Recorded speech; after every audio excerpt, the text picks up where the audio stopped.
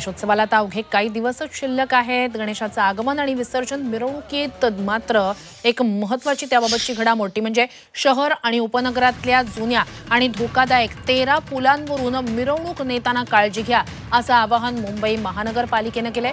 महानगरपालिका कार्यक्षेत्रातल्या मध्य आणि पश्चिम रेल्वे मार्गावरचे जवळपास 13 पूल धोकादायक स्वरूपाचे आहेत। काही पुलांच्या दुरुस्तीची कामं सुरू आहेत, काही पुलांची कामं पावसाळ्यानंतर सुरू केली जाणार आहेत। त्यामुळे गणेश भक्तांनी गणेशाचं आगमन आणि विसर्जन मिरवणुकीदरम्यान या पुलांवरून जाताना काळजी घ्या असं आवाहन महानगरपालिका प्रशासनाने केलंय।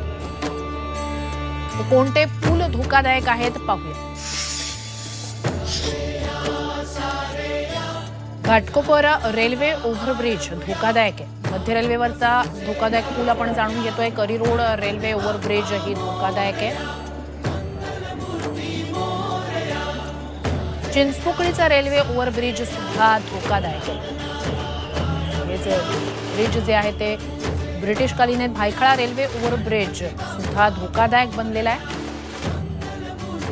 सायन रेल्वे स्टेशन ओव्हरब्रिज, त्यानंतर पश्चिम रेल्वेवरचे आपण धोकादायक पूल पाहतोय। मरीन लाईन्सचा रेल्वे ओव्हरब्रिज धोकादायक आहे। सँडर्स रोड रेल्वे ओव्हरब्रिज सुद्धा धोकादायक स्थितीतच आहे। तर फ्रेंच रेल्वे ओव्हरब्रिज सुद्धा धोकादायक आहे।